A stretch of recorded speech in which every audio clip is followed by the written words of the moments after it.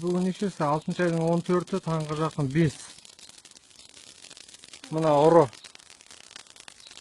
Түскен ұрыны қара. Үйдегі затты алып, мен шығып бара жатқан кезде ұстаған.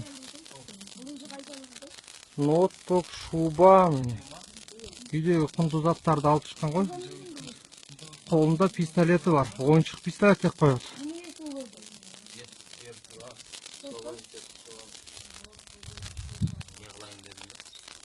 Не қылайын деді?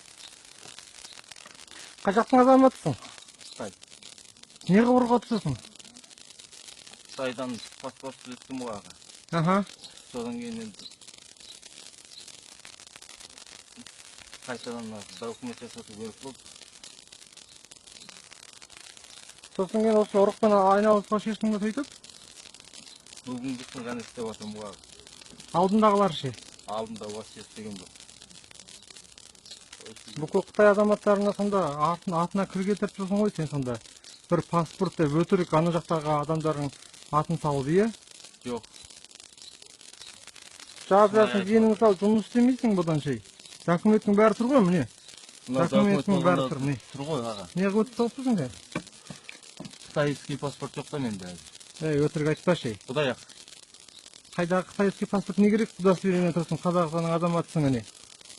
Мынау азаматтық емес пе, жартылай ғой аға. Осы